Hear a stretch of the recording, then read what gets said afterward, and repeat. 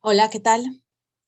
Muy buenas tardes, bienvenidas y bienvenidos. Gracias por estar aquí conectadas desde sus coordenadas e interesadas en este tópico, en esta mesa sobre movimientos y desplazamientos forzados internacionales y el por qué el interés desde la geografía, desde las geografías por abordar estos temas que consideramos sumamente importante desde el Instituto de Geografía para la Paz. Y fue así como surge esta propuesta dentro del instituto y también cómo se puede intentar llevar a unas soluciones duraderas estas problemáticas que no solamente trascienden en los ámbitos locales, regionales, sino también a nivel mundial, ¿no? Las repercusiones que vamos teniendo y cómo estas dinámicas fronterizas van teniendo otros significados y otras trascendencias, no solamente en las personas migrantes desplazadas, sino también en los ámbitos políticos, en las políticas públicas de cada uno de los países que se van permeando y se van involucrando en estas nuevas dinámicas, y ni tan nuevas, pero que incluyen en estas discusiones geográficas por ser fenómenos socioespaciales y territoriales. Entonces, bueno, bien, le damos la bienvenida a Emiliano Díaz Carnero, que fue quien, digamos, tuvo la iniciativa de formar esta mesa dentro del Instituto de Geografía para la Paz. Y bueno, solo queríamos hacerles una pequeña aclaración que desafortunadamente nuestro segundo disertante, Andrés Lizcano del GIPS, del Servicio Conjunto de Caracterización de Población Desplazada, no pudo estar hoy con nosotros de última hora, puesto que se puso un poco enfermo, pero bueno, entre Emiliano y yo vamos a intentar dialogar y abrir este debate y sobre todo darle la palabra a todas y todos ustedes que están del otro lado de esta transmisión. Nos interesa muchísimo saber sus comentarios, sus preguntas, para que no solamente sea un diálogo interno en esta virtualidad entre Emiliano y yo. Entonces, bueno, les hacemos esa cordial invitación de que esto sea bastante participativo y que vaya más allá de este Zoom en el que estamos ahora conectadas y conectados. Emiliano, pues bueno, te doy la bienvenida, te doy la palabra. Me gustaría muchísimo que empezaras a explicarnos desde tus experiencias en el Colegio de la Frontera Norte, en el Instituto de Geografía para la Paz. ¿Cuál es la diferencia entre estas categorías que se manejan muy poco dentro de las geografías, a pesar del interés por estudiar la migración, sobre desplazamientos forzados, refugiados, bueno, personas refugiadas? Y bueno, que nos vayas también comentando un poco pues todos estos análisis actuales, lo que estamos viviendo y cómo está México, América Latina ahora en estos ámbitos a nivel global. Bueno, pues buenas tardes a todas, todos, todes. Muchas gracias, Valeria, por la presentación. Mi nombre es Emiliano Ignacio Díaz Carnero, soy profesor del Colegio de la Frontera Norte, estoy en Ciudad Juárez, Chihuahua, México, frontera México-Estados Unidos, colindando con la ciudad del Paso, Texas. Era una sola ciudad hasta que pasó la guerra entre México y Estados Unidos. Primero que nada, pues quisiéramos agradecer al comité organizador de Legal por este espacio, por esta invitación. La vimos pertinente y respondimos al llamado. Esperemos poder hacerlo a las expectativas. Pero sí queremos agradecer el espacio y el esfuerzo enorme que implica un encuentro de esta magnitud de manera virtual. Somos conscientes de ese esfuerzo y se los agradecemos. Y en particular quisiéramos agradecerle a Carla Pedrazani, que nos hizo la invitación y nos acompañó en el proceso, y su tenacidad para que saliera el evento siempre está presente, y por eso queremos agradecerle a ella en particular y al comité. Dicho esto, les comentamos, como bien dijo mi colega Valeria, profesora de la UNAM y también parte de GeoPaz, del Instituto de Geografía para la Paz, de la idea inicial que teníamos, y lamentablemente nuestros disertantes Uno primero no pudo apoyarnos, de ACNUR, que ellos iban a presentar toda la parte de la situación de las y los refugiados en América Latina, pero por diferencias entre la oficina regional que está en Panamá, la de oficina de Argentina, por ser lugar del evento, o la oficina mexicana, de donde salía la invitación, no se pudo realizar, pero en otro momento contaremos con ellas y con ellos. Y por el otro lado, Andrés Lizcano de GIPS, del Servicio Conjunto de Caracterización de la Población Desplazada de Naciones Unidas, con sede en Ginebra, amablemente había accedido a explicarnos la situación sobre el desplazamiento forzado interno en América Latina. Ahora vamos a abundar en estas categorías y en estas situaciones, en estos delitos. Pero lamentablemente se enfermó y pues la salud es primero, ¿no? Entonces, pues nosotros estamos aquí tratando de exponer esta situación y compartiendo con todas ustedes. Y como bien dijo Vale, no nos dejen solos en esta soledad del Zoom y de la virtualidad. No sabemos cuánta gente hay, pero es interesante esto del espacio virtual y la soledad y la compañía a la vez, múltiple y distante. Entonces, algo que quisiera yo hacer énfasis o aclarar como un primer punto es la diferencia entre migración y migración forzada. Yo creo que es algo que tenemos que tener en cuenta y que es muy sencillo, digamos. Hay migración, históricamente ha habido migración, los seres humanos, las sociedades humanas hemos migrado. De hecho, se habla de que la población originaria de estas tierras americanas del Abya Yala venían del estrecho de Bering, hay una teoría, luego de la Polinesia, otras. Entonces hay un constante movimiento. Y tradicionalmente la migración tiene que ver con una planeación. Siempre se ha abordado en términos económicos, de salarios, de búsqueda de mejores oportunidades, de empleo, de salarios. Entonces, siempre predominó mucho el aspecto económico en los estudios de migración, por las diferencias salariales entre el norte y el sur, ¿no? Y el norte central y la periferia, ¿no? Que sabemos por la teoría de la dependencia, hay una superexplotación y hay una diferencia en salarios.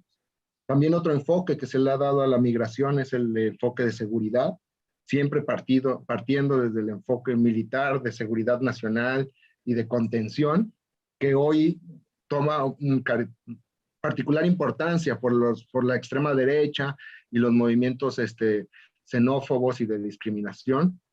Y un tercer enfoque que ha venido con las migraciones es el de derechos humanos.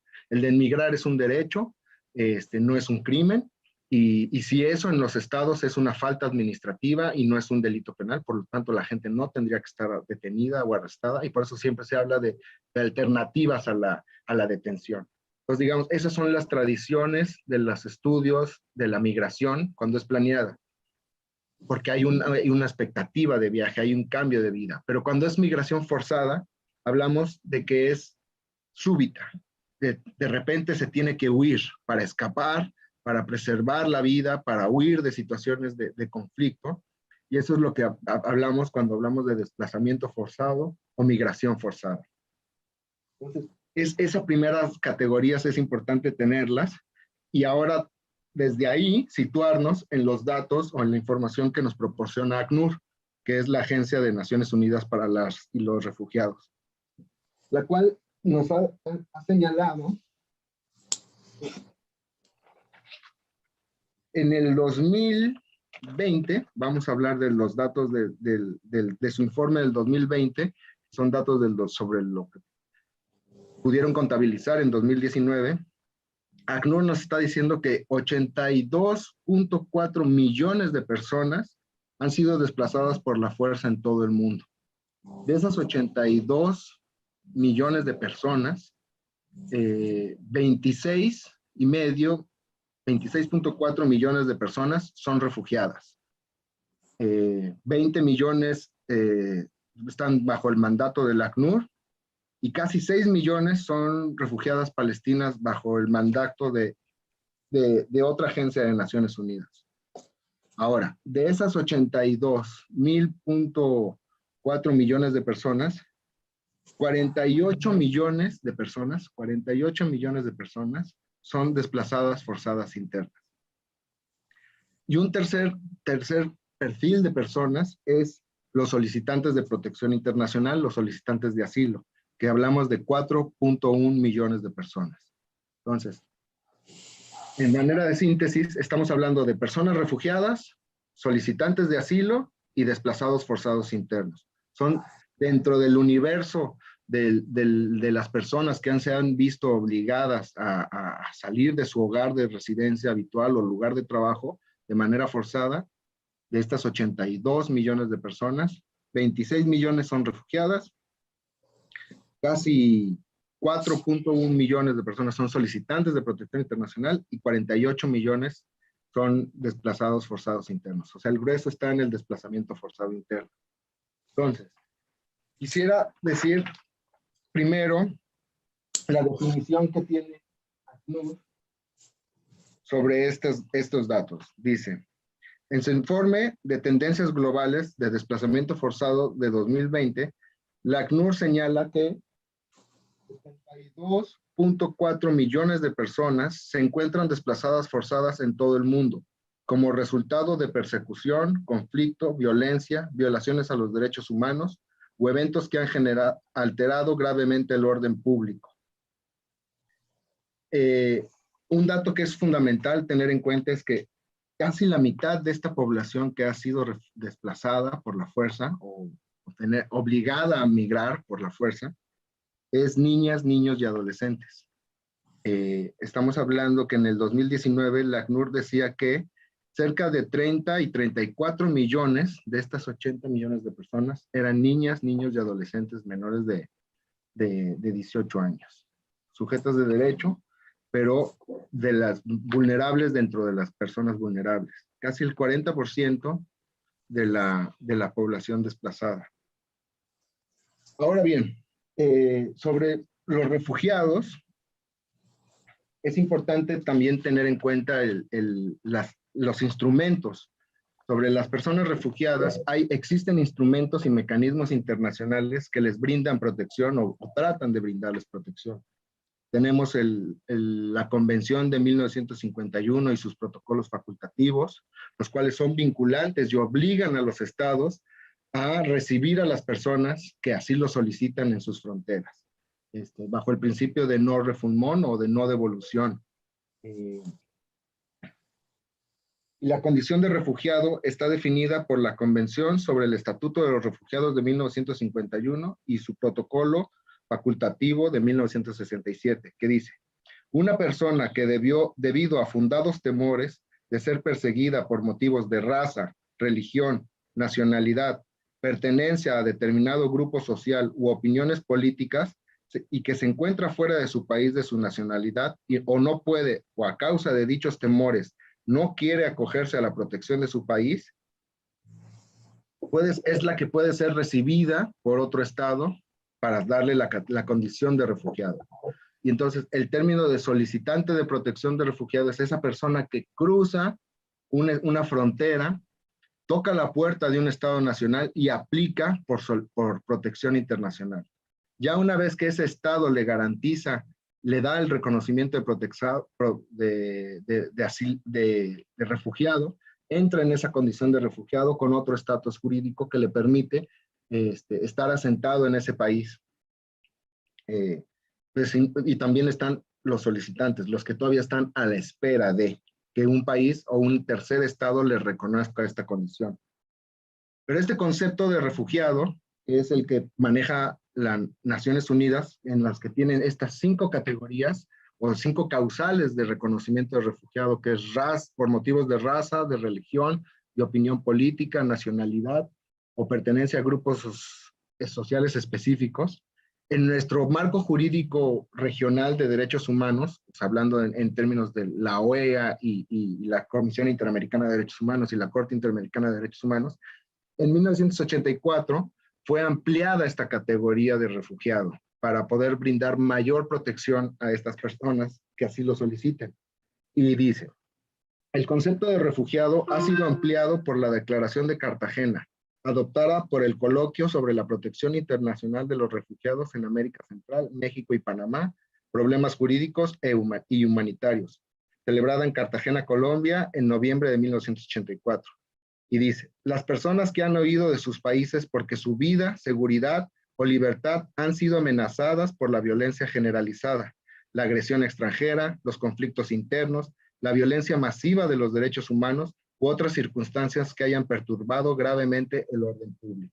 Entonces, nuestros instrumentos regionales de derechos humanos amplían esta categoría de refugiado a la que ya tiene establecida Naciones Unidas. Por ejemplo, Estados Unidos, para sus solicitudes de asilo, solo se basa en el protocolo, en el convenio de ACNUR de 1951, con estas 5 categorías, por motivos de raza, religión, opinión política, nacionalidad y por pertenencia a un grupo. Pero en cambio, México u otros países, Colombia, los que han firmado esta declaración, amplían a este concepto de violencia generalizada, agresiones, violencia generalizada, agresiones extranjeras, conflictos internos o violación masiva de derechos humanos, que esto es muy importante para el caso de nuestras regiones, donde hay una crisis de derechos humanos y hay una violencia generalizada o múltiples violencias en términos galtunianos.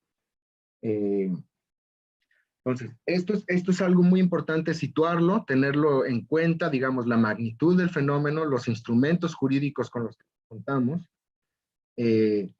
pero también es importante que las mismas agencias del norte global, Estados Unidos y de Europa, como es el Banco Mundial, donde es hegemónico estos países, ellos han reconocido que esta crisis es algo alarmante para el mundo. O sea, si lo vemos en perspectiva histórica, nunca en la historia de la humanidad ha habido la magnitud de este fenómeno. Ni siquiera en la Segunda Guerra Mundial, cuando había un conflicto abierto entre ejércitos disputándose territorios.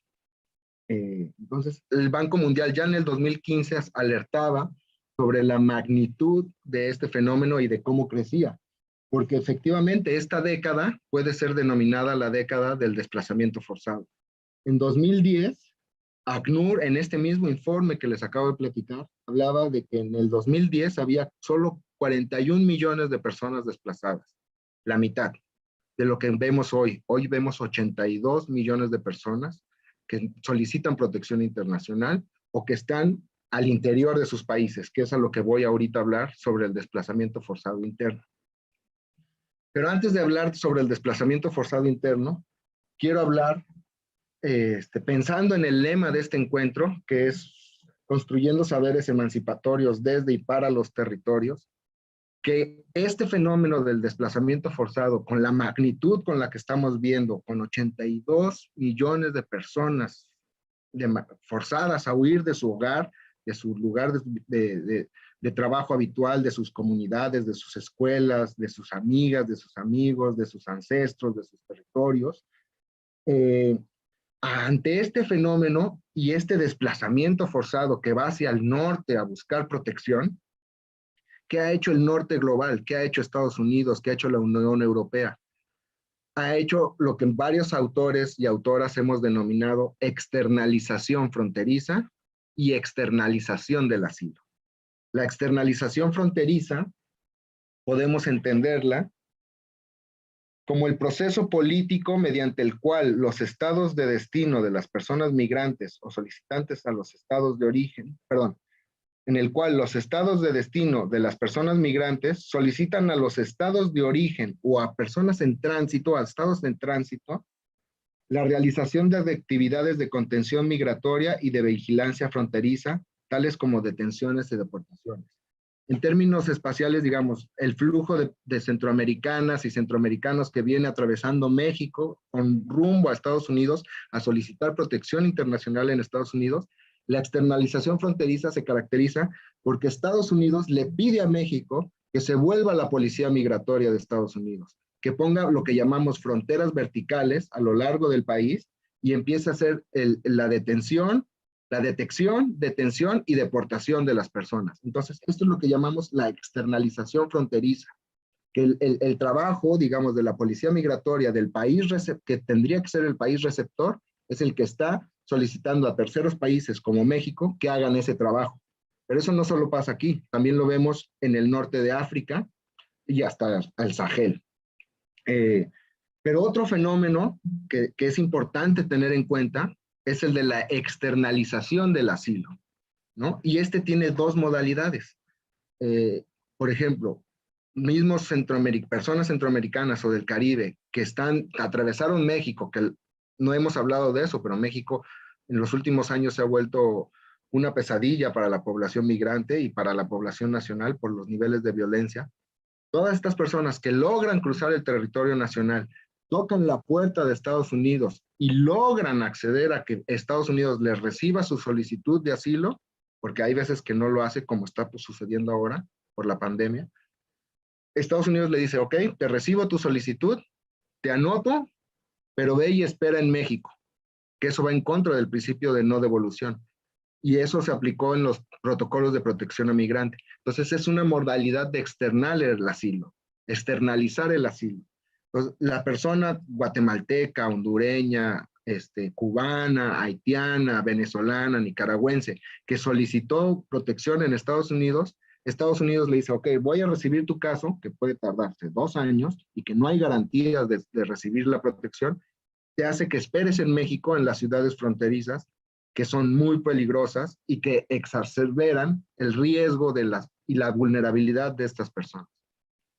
Otra modalidad de externalización del asilo es lo que vemos en Turquía, donde sirios, afganos solicitan protección en Alemania, en Francia. Estos países les dan la condición de refugiado, pero los mandan a vivir a Turquía. Y esperan, o viven y se reconstruyen su vida en Turquía. Entonces se vuelven terceros países en donde están ya con la condición de refugiado, o en el caso de nuestra región, Guatemala y El Salvador hicieron un convenio con Estados Unidos donde esperaba la población su conclusión de su trámite. Entonces, este fenómeno, ante la magnitud del desplazamiento forzado a nivel mundial, vemos esta respuesta del norte global de externalizar la frontera, ampliar sus controles fronterizos en otros estados, y también demandar, ok, porque tienen la obligación de recibir esos casos, o los reciben, pero los mandan de regreso a que esperen en México. Desde mi punto de vista tiene que ver mucho con políticas racistas y de discriminación, pero no me quiero desviar por ese tema.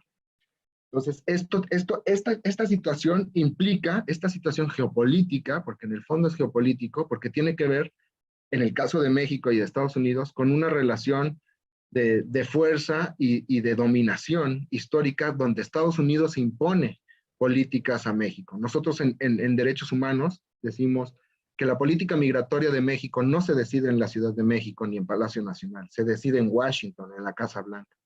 Entonces, hay una limitante de la soberanía y hay una imposición por razones políticas y económicas, donde los estados tienen que negociar.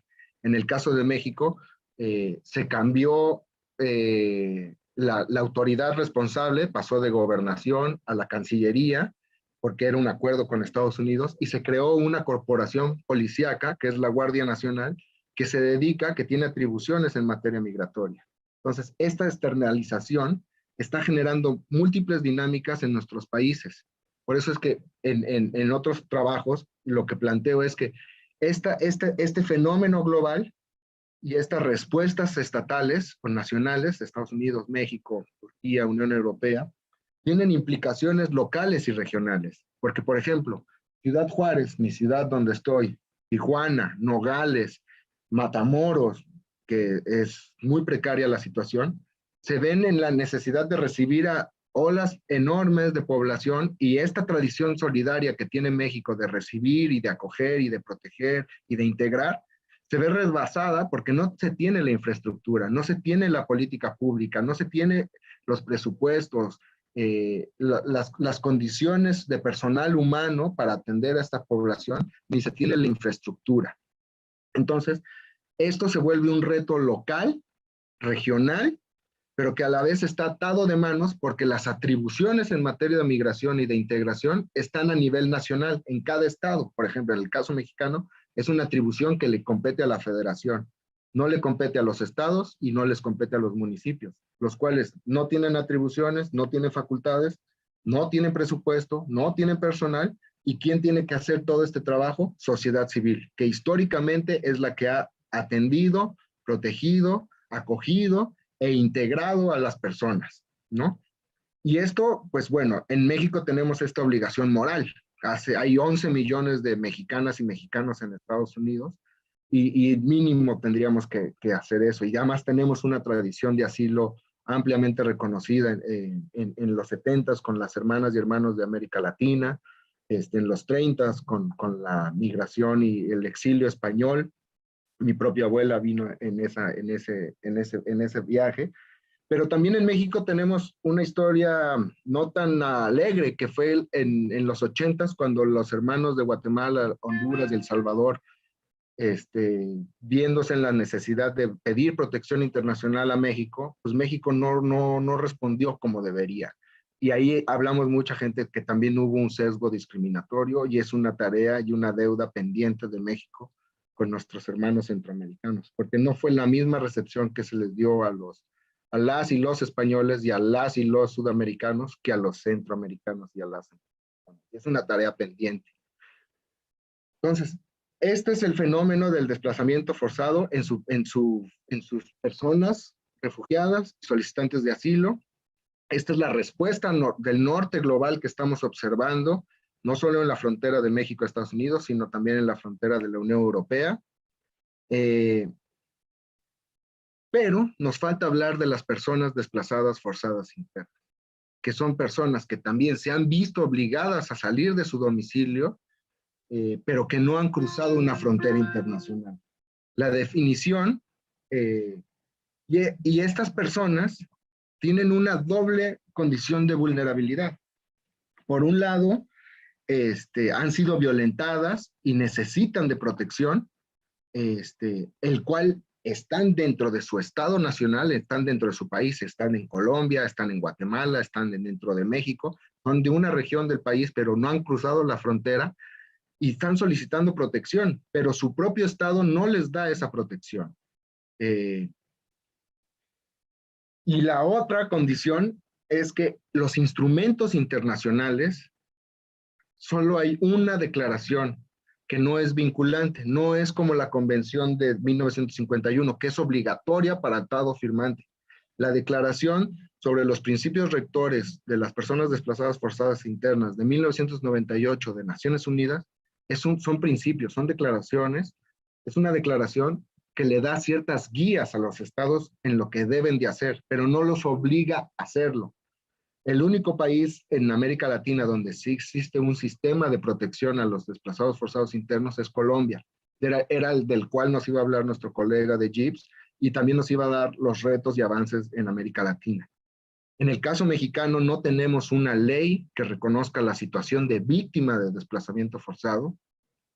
No hay un reconocimiento político, ni mucho menos un reconocimiento jurídico. Por lo tanto, no se tienen instrumentos de protección. Hay declaraciones, pero las declaraciones se las lleva el viento. Entonces, eso implica otro reto en nuestros estados, en nuestros países. En Brasil yo sé que existe el fenómeno de desplazamiento forzado, pero no se habla. En Colombia se ha reconocido por el conflicto armado, y eso tiene otras implicaciones por el derecho internacional humanitario, no el de derechos humanos. En Honduras, en El Salvador, en Guatemala, está creciendo, y en México está creciendo cada vez más y cada vez más, y familias enteras viven en completa desolación y vulnerabilidad y riesgo porque no existen mecanismos ni instrumentos de protección. Nomás para tratar de cerrar un poquito la idea de la definición que da los principios rectores sobre las personas desplazadas forzadas internas. Para la ONU y los principios rectores, las personas desplazadas internamente son aquellas que se han visto forzadas u obligadas a escapar o huir de su hogar o de su lugar de residencia habitual, en particular como resultado o para evitar los efectos de un conflicto armado, de situaciones de violencia generalizada, de violaciones a los derechos humanos o de catástrofes naturales provocadas por el ser humano y que no han cruzado una frontera internacional. Entonces, en México, por ejemplo, tenemos gente de Michoacán que huye de sus comunidades, de Guerrero, de Zacatecas, de Sinaloa, de Durango. Existen unas leyes a nivel estatal que son realmente una copia o inspiración de la colombiana, pero que a la vez son nomás documentos que políticamente suenan muy bien, pero que no se operativizan con instrumentos y con instituciones, con programas, con presupuesto, con capacitación de personal y con generación de infraestructura. Entonces, esos son los retos que nos plantea la situación del desplazamiento forzado en América Latina y en el mundo, y era un poco lo que yo quería compartir por ahora, y regresándole la palabra a mi colega Valeria. Muchísimas gracias, Emiliano, por este panorama que nos arrojas. A mí ahora lo que me surge un poco en la cabeza es precisamente cómo aterrizar todos estos análisis internacionales, legales, en términos más jurídicos, a los discursos geográficos y a esta práctica geográfica a la cual estamos intentando aquí llevar a cabo en esta discusión. Pienso un poco más en esta idea de cómo se trata de construir y de reconstruir estos territorios fragmentados a partir de los desplazamientos forzados.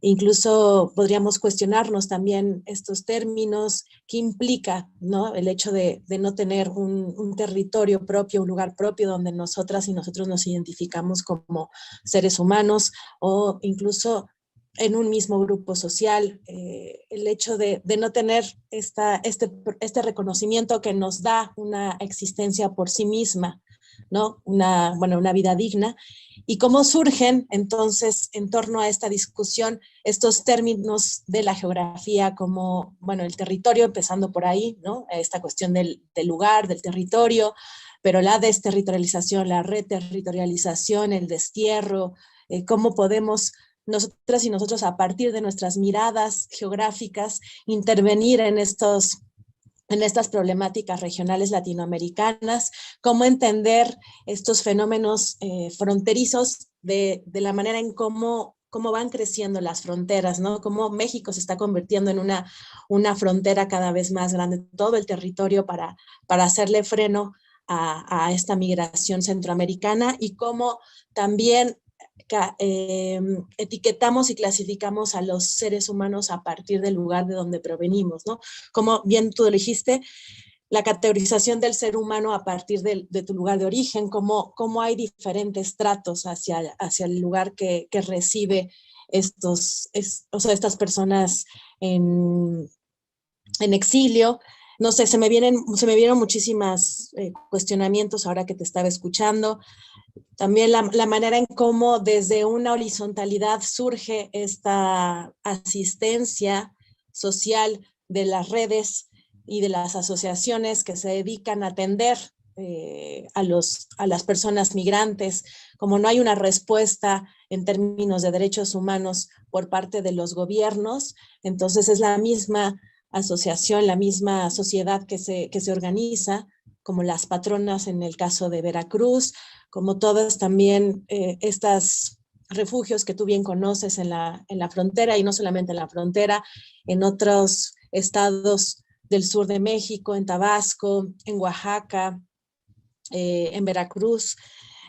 Asimismo, también pienso en cómo existen otros factores que también tenemos que empezar a repensar y a considerar dentro de la geografía, como el cambio climático está acelerando estas, además de todos los factores de violencia que vivimos en la región, ¿no? En una sociedad que cada vez más vive desigualdades y injusticias ambientales y territoriales, pues se ve totalmente afectada por estos cambios climáticos, y cómo todo esto mete a las personas migrantes que buscan otras condiciones, otras calidades de vida, en una condición de vulnerabilidad que también dijiste, en cómo se desarrollan los desastres a partir de estas manifestaciones de la vulnerabilidad social, y cómo los gobiernos no responden a ellos, ¿no? En estas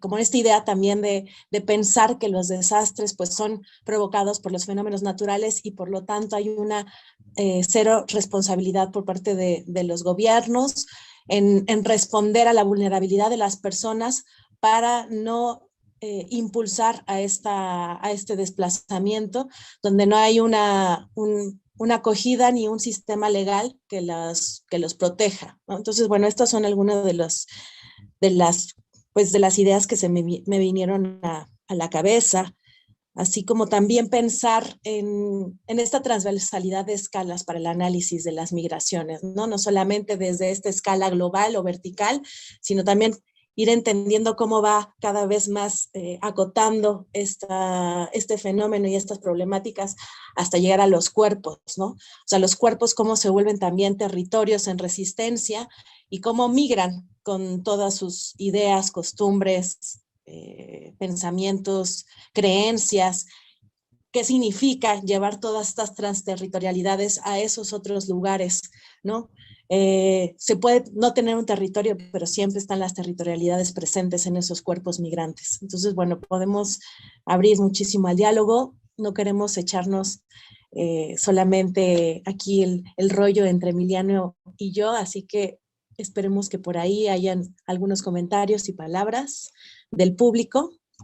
Creo que sí las hay, Emi.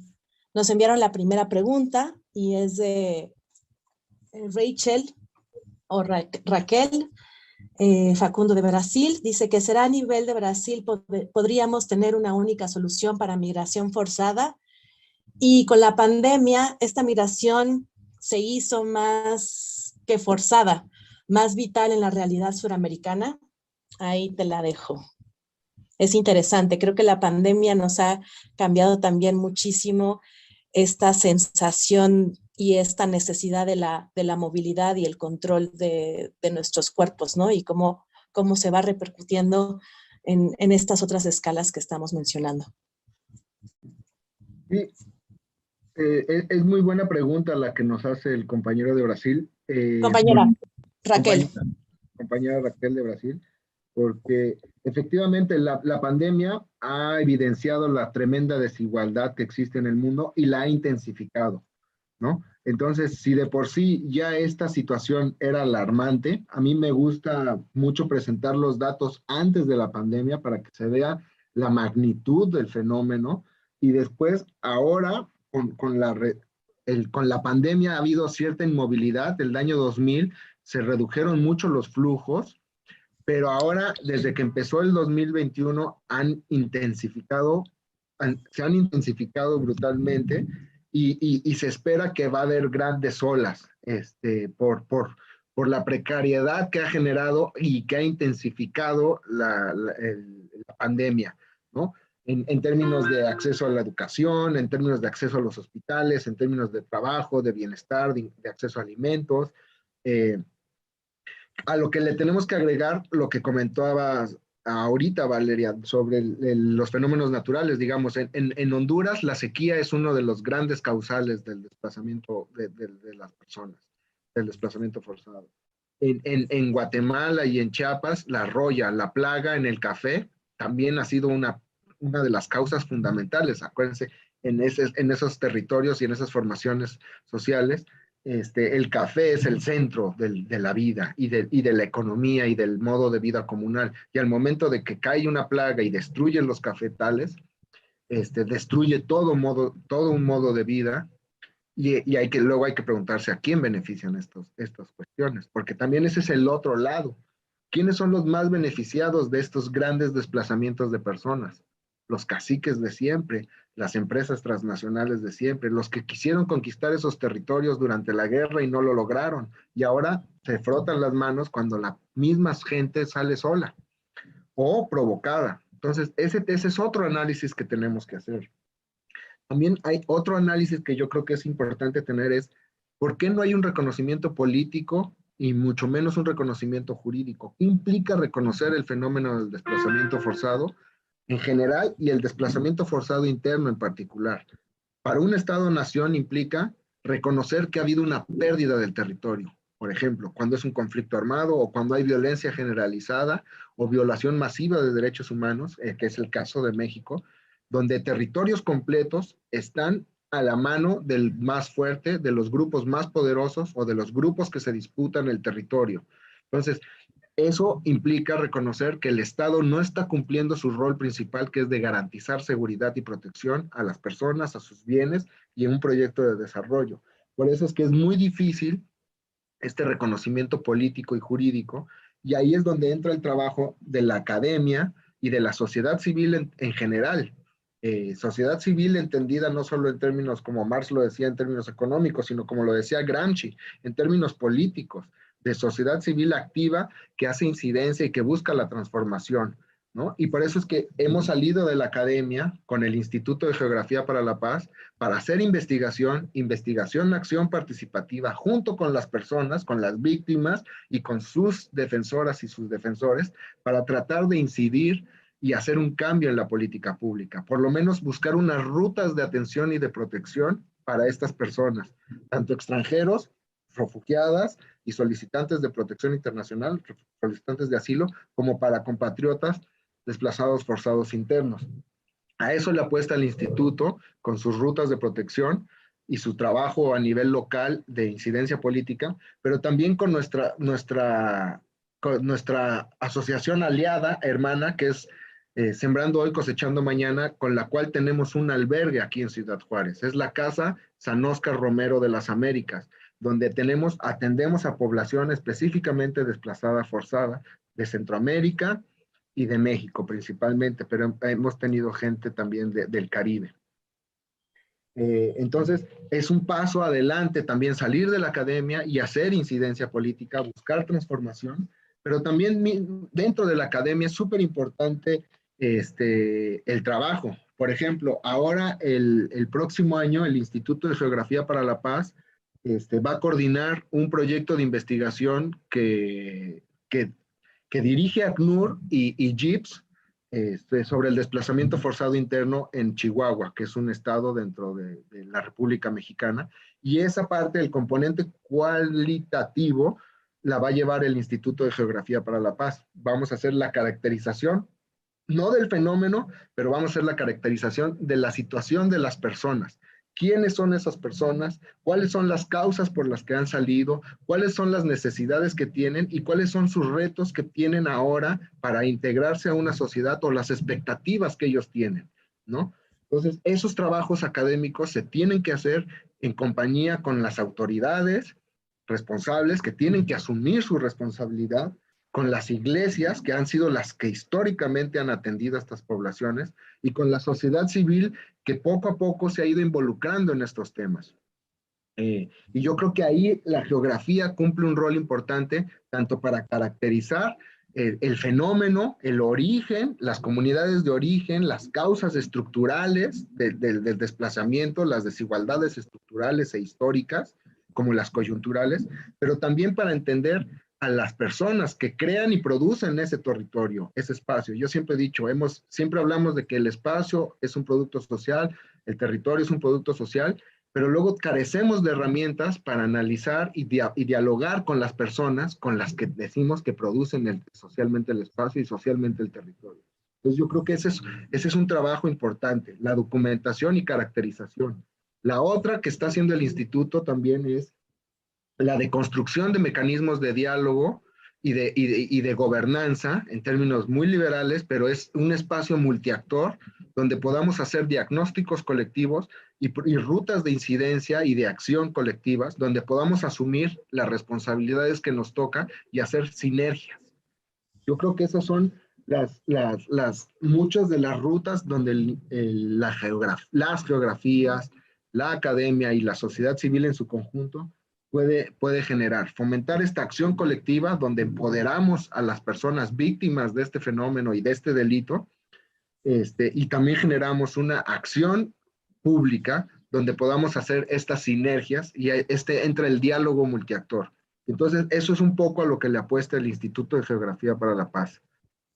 No sé si haya otras preguntas. Sí, Emi, hay otras preguntas y sobre el trabajo de campo me parece también un punto que que no debemos dejar a un lado, sobre todo estudiando migración. Tenemos que permearnos, empaparnos en las realidades, sobre todo pues actuar, y no solamente desde una perspectiva de metodología científica, ¿no? Sino que también hay muchísimos caminos que nos pueden llevar a ello, desde una mirada geográfica, pero también desde el activismo, desde los compromisos sociales, desde incluso también toda la red de festivales que se realizan internacionalmente en muchos de los campamentos de refugiadas y refugiados. Y lo hablo, por ejemplo, en el caso de, que yo es la experiencia que yo tengo, en el Sáhara Occidental, con las mujeres saharauis, donde involucran precisamente a la sociedad civil internacional a que conozcan la realidad y la situación que vive el pueblo saharaui, participando en festivales a través del arte, a través del activismo, para que conozcan, ¿no?, cuál es la realidad, la situación, y sobre todo el papel que tienen muchísimo las mujeres en torno a la desactivación de las minas que conforman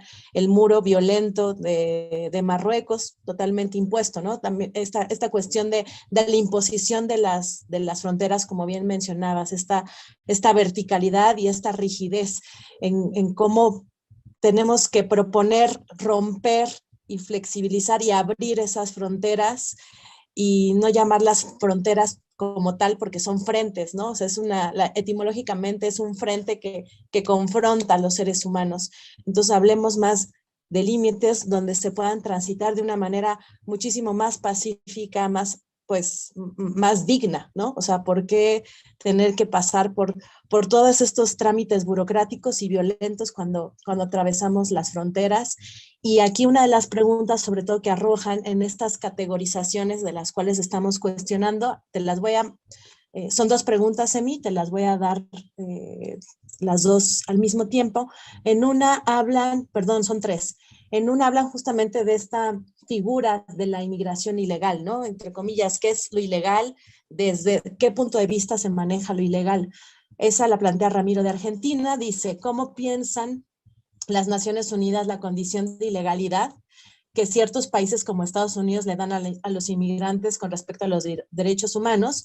En Argentina no existe la figura legal de inmigrante ilegal, sino que se denomina como irregular, ¿no? Entonces, se ha un poco suavizado esta terminología de ilegal con el adjetivo de irregular, ¿no? Esa es una de las preguntas. Y la otra, que precisamente creo que es el gran reto, no solamente de las geografías, sino de siempre el papel que tienen las ciencias sociales para confrontar todas las problemáticas sociales, es cómo aterrizamos esta parte teórica que se escucha súper utópica, pero cómo la llevamos a cabo a la realidad, ¿no? Y sobre todo también con estas leyes de protección que no se ven explícitas. En el caso, por ejemplo, de Colombia, que habla Ronald Casas, dice que me parece interesante que se piense en Colombia como país, digamos, de referencia, como un sistema de protección a los desplazados, pero no sirve de nada si existe en el papel y cada día más hay más y más desplazados y se desborda la institucionalidad que atiende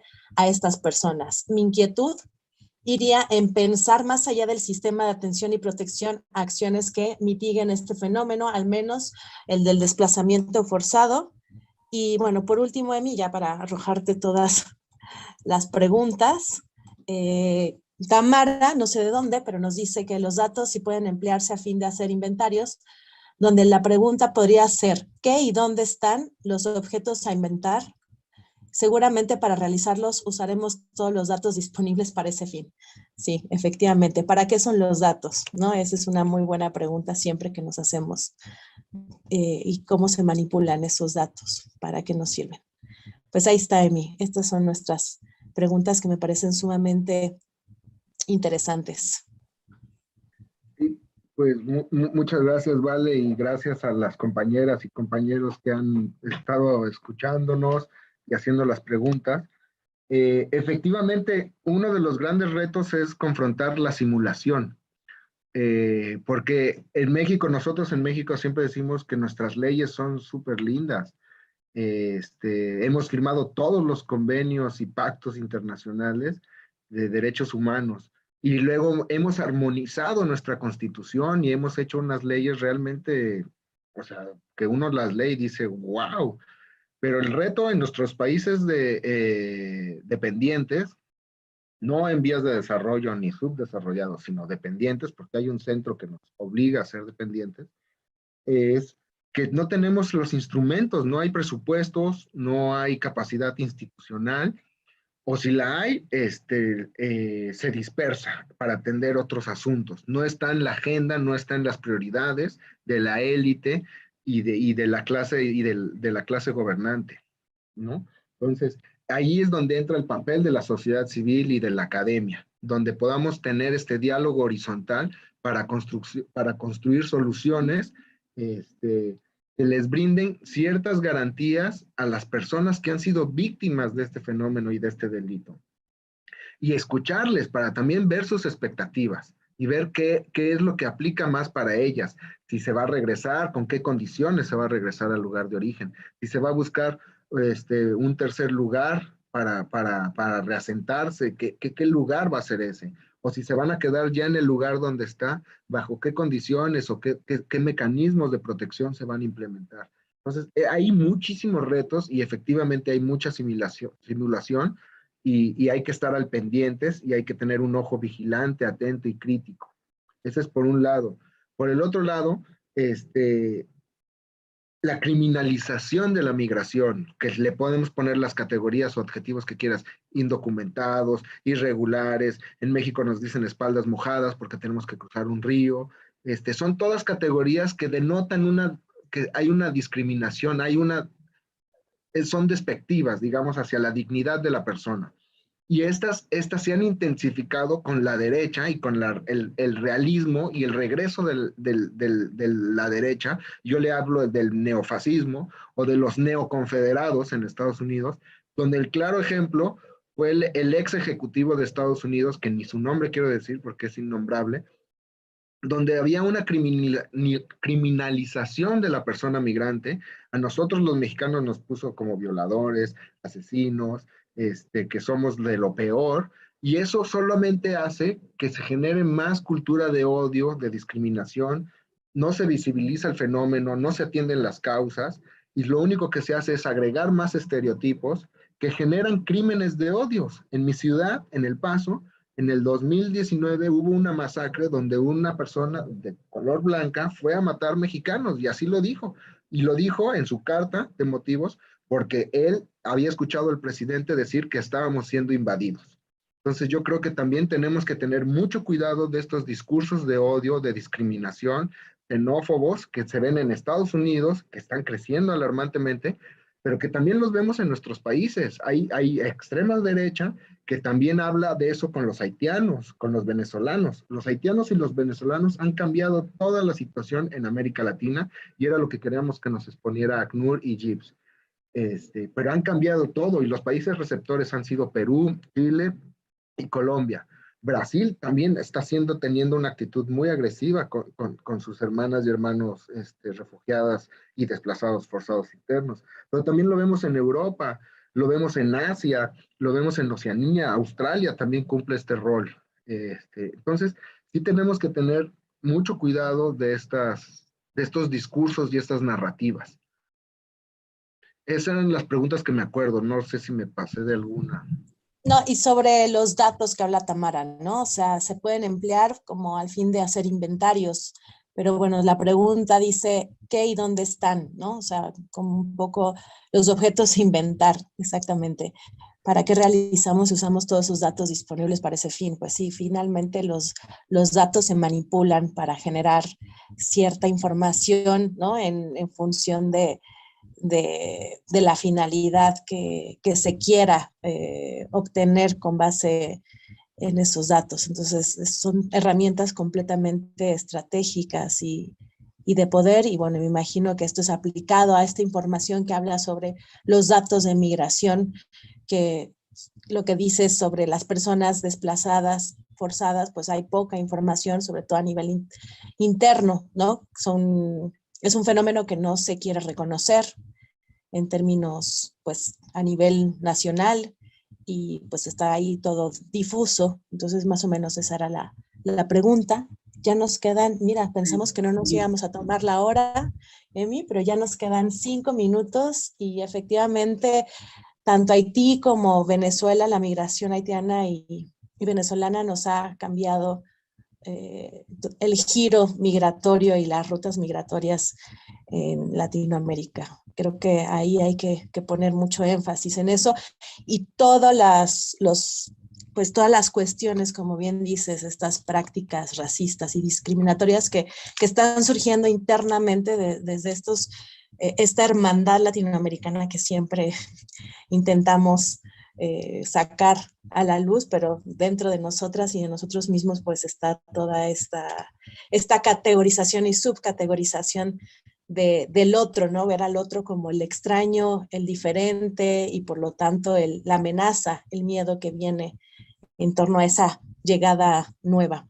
Pero bueno, te dejo con una última intervención para ir cerrando. Muchísimas gracias, Emi, y si quieres responder esta pregunta de Tamara también. Sí, pues muchas gracias Valeria y muchas gracias Tamara, porque sí, efectivamente los datos pueden ser utilizados son un instrumento, o sea, es un dato, es información que puede ser utilizada con diferentes fines. Pero por ejemplo, aquí ACNUR nos habla de que casi son 4 millones de personas venezolanas que se han sido desplazadas y que están en el extranjero. Ese dato yo creo que es importante tenerlo en el punto de vista y que el 86% de las personas que han sido reconocidas por la condición de refugiado se encuentran en los países dependientes. Ellos le llaman países en vías de desarrollo, lo cual nos habla de esta externalización que les decía al principio. Entonces, efectivamente, los datos pueden servir para una narrativa de miedo que discrimina o para ocultar y simular, como es el caso de nuestros estados nacionales, o para liberar y emancipar territorios, para visualizar a personas que están en condiciones realmente no solo de vulnerabilidad, sino de riesgo. Y no por su naturaleza intrínseca la vulnerabilidad, sino por causas estructurales, por el sistema de privilegios de opresión que existe en el modo de producción capitalista y en la pigmentocracia que tenemos en América Latina. Entonces, yo creo que estos datos son importantes tenerlos, nombrarlos, visualizar el fenómeno, caracterizar el fenómeno, nombrar a las personas, visualizar a las personas, para poder realmente hacer algo, no solo como parte del Estado, sino como sociedad, como academia, como sociedad civil, porque en términos de seguridad, la seguridad es cuando estamos bien todas y todos, no solo cuando un solo grupo es cuando está bien. La seguridad tiene que ver con que la comunidad esté bien, con que el territorio esté bien. Entonces yo creo que esos son los grandes retos, tanto de hacer investigación como de hacer incidencia. Y muchas gracias.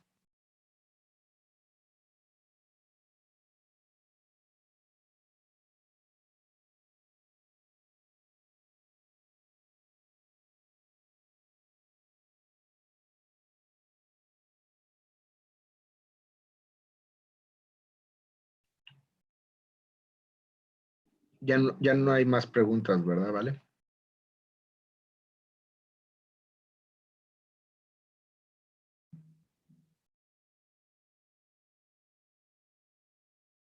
Oh, no tiene audio, Valeria. Pero ya hemos concluido.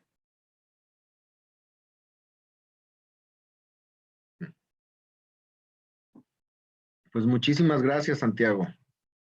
Y muchas gracias, Vale.